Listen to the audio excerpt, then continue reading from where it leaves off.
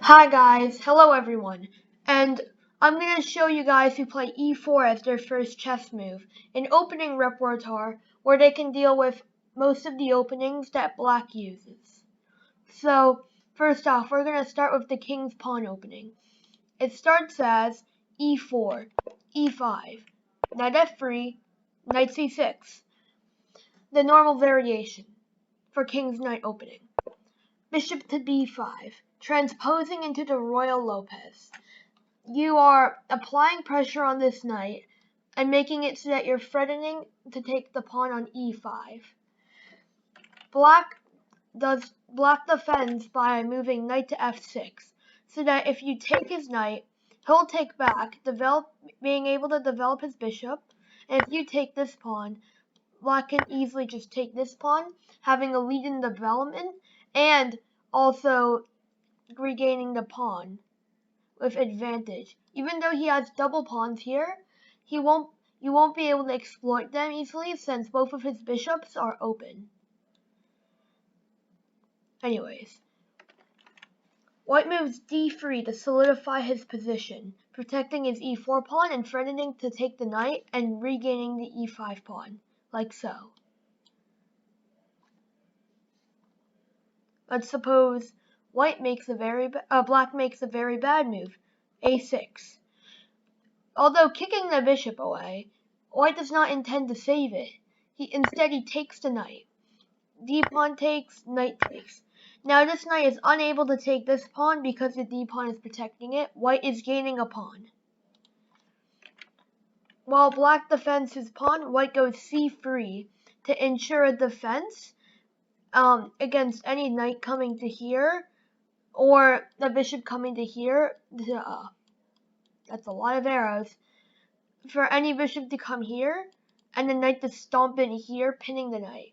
But white goes and makes c3, so that is not a threat, and he also prepares to move d4. If black pins his knight, white can easily go d4.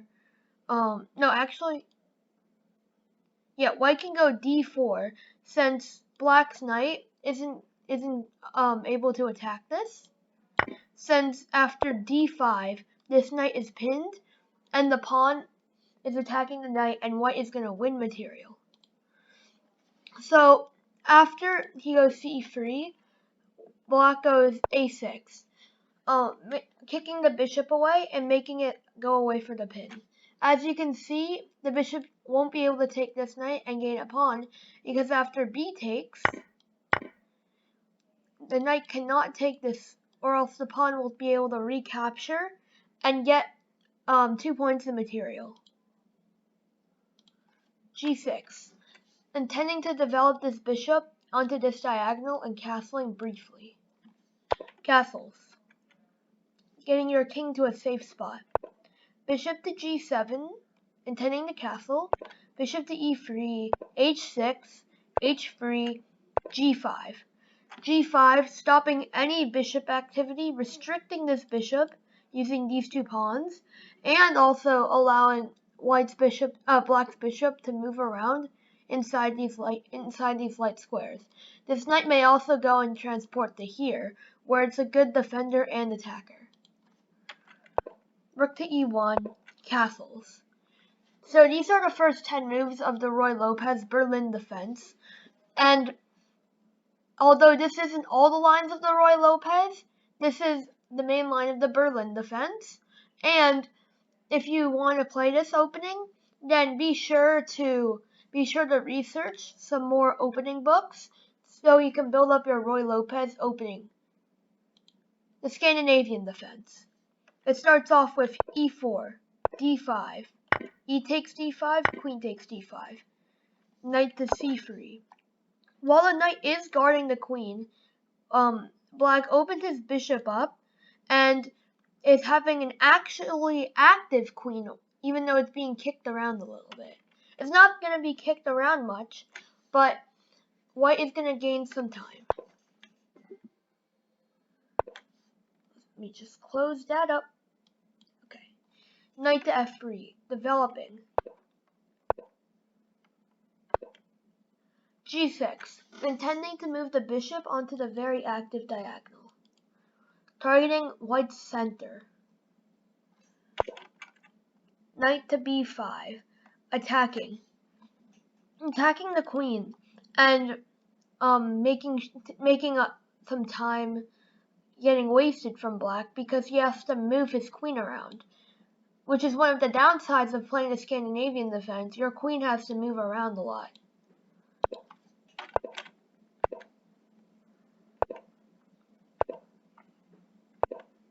Castles, getting everything safe and steady for white.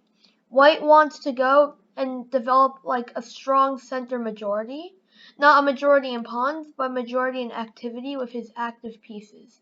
Black's queen is stuck out here, but it's pretty active. It's just that black lost a lot of time. So white intends to make a strong push in the center to make use of his active pieces. Bishop to G4, A4, castles. These are the first 10 moves of the Scandinavian defense. While these are not all the moves or all the continuations by far, you should go and study the Scandinavian defense after you watch this video. The Sicilian defense. It starts off with E4, C5, Knight F3, D6, the normal line. Bishop to B5 check, the Sokolsky attack. Knight to D7, C3, preparing an advance on D4 so that white will have two strong center pawns, like so. Black develops, which is like Knight F6, white will defend that, E6, boom. White has a very strong center. He's about to bring his knight up. His pieces are active, and black cannot allow that. E6. Bishop to D3 after knight to F6, because the pawn's being attacked and there's no good way to defend it unless if you want to go D3, which is just wasting a move because you want to go D4 next. So bishop to D3, protecting it and allowing this pawn to move twice if it wants to. E6, bishop C2, making way for this pawn. B5, gaining some space on the queen side, which is what black wants to do in the Sicilian defense. Castles, guarding the king and also preparing for a center push. Bishop to B7, attacking the center and going on the very strong diagonal, the longest diagonal on the board. Rook to E1, guarding the pawn and making sure that the D4 advance will be safe and steady. Rook to C8, queen to E2, B4, attacking the queen side, trying to undermine white's queen side, and also attacking it by opening some files. C takes B4, C takes B4. So these are the first 10 moves. White will move D4 next, and will gain a strong center strong center control, but black will be able to attack it and make some counterplay on the queen side. So you should go and research some more of this opening once you finish watching this video.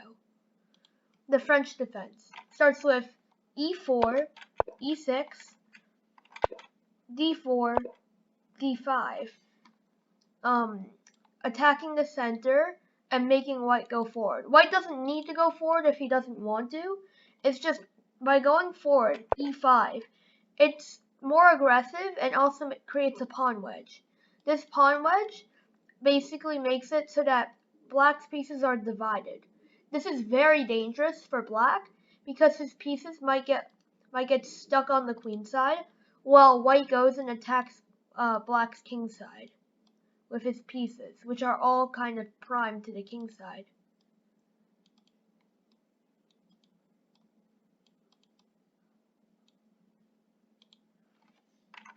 C5, attacking the center and putting pressure on this, trying to undermine this pawn. C3, guarding it so that if takes, white will still have a very strong center. These two pawns supporting each other. Bishop to e2. Bishop to d7 first by black, and then bishop to e2. Bishop to d7 to get this French bishop. The French bishop is obstructed by this e6 pawn. So what black wants to do is he wants to get it out some way like this, and most of the time he also wants to trade it because all of white's pawns are on dark squares. So if suppose these two bishops went off, white would be stuck with a bishop that is stopped in by the dark squares of his pawns, and black would have a bishop that has all his pawns on light squares with more mobility. Knight to e7, preparing to go either knight to g3 or knight to f5 to attack this pawn. Or, yeah, knight to g6. Sorry. Knight to f3, knight to c6. Castles. Pawn takes, undermining this pawn. This pawn is now isolated and does not have any other pawns to protect it. While black's pawns are all not isolated except the back row pawns, which can't be isolated now. Rook to c8, knight to c3, knight to f5, putting immense pressure on this pawn. Bishop to g5, attacking the queen, and queen to b6, putting even more pressure on this pawn.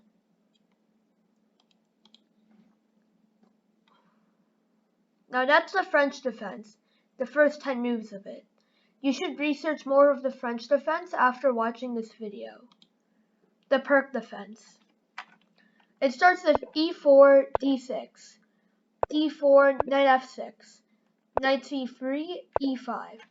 Well, what black wants to do is, it's like the French defense. It's just he doesn't want to lock this bishop in. Instead, he wants to keep this bishop free and let this bishop go and fianchetto. But in this variation, he's allowing a trade with queens, which stops him from castling.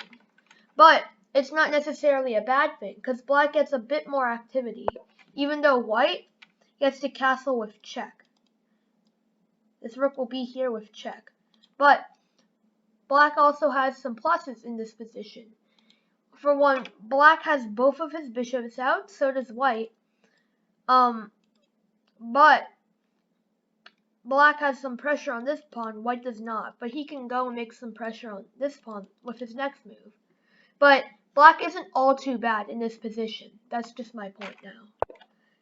A3, knight to f6, knight to c6, knight to f3, bishop to e6, bishop to d3, h6, castles, bishop to d6, h3. So black is just building up a center with activity, and he's soon going to go king to e7 and connect his rooks. King to e7, connecting his rooks. Now these are the moves for the Pirc defense, the first 10 moves, but you should research more of this once you go back home, or after you watch this video. The Alekhine defense, not as common as like the King's Pawn opening, the Scandinavian, or the Sicilian, but the Alekhine defense is a pretty aggressive opening. Black letting white get some tempos, and letting white get a strong center, but black intends to attack that center, stating that white cannot hold all of it because it's too much space for his pieces to hold. He will go d6, get his bishops out, get his knights out, and put a lot of pressure on your center.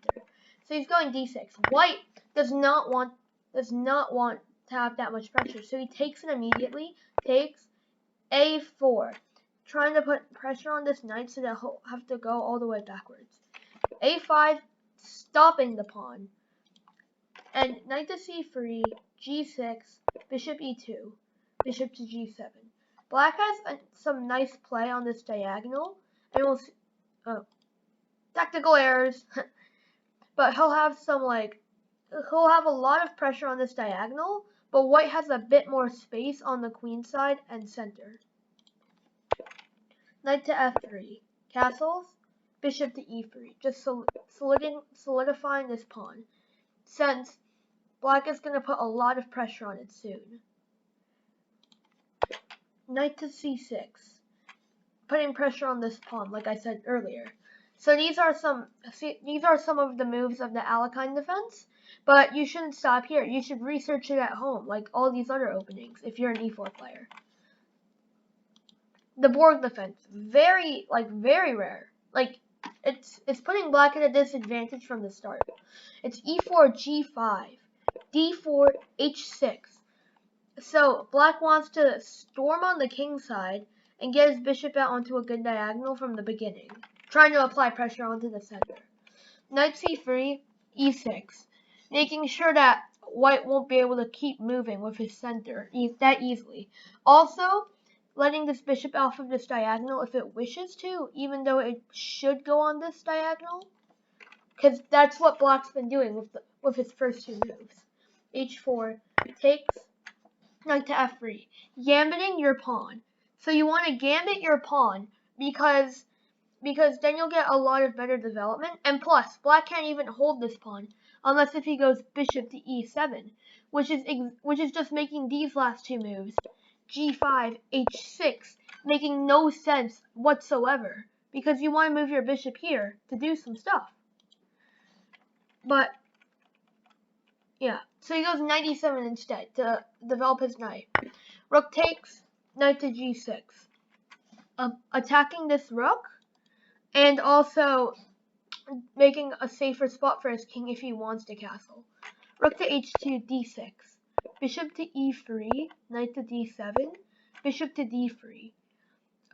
Just putting some pieces at the king side, and also just developing it and making it easier for his pieces to flow out. Knight to f6, knight to h4, knight x h4. You're going to follow with rook x h4, black is probably going to develop, and it's going to be a good game for you since black doesn't have that much pieces out. You have a strong center, you can be supported with f3, c3 maybe. But please, review these openings at home and build a repertoire using these openings that I just showed you. Now, if you review them at home with chess books, you're going to get a better sense of these openings and be able to fight against them easier. Next time, I'm going to show you guys a video of aggressive openings. Instead of the regular Ruy Lopez, you might even go e4, e5, f4, the King's Gambit, a very aggressive opening. But stay tuned for next video to find out.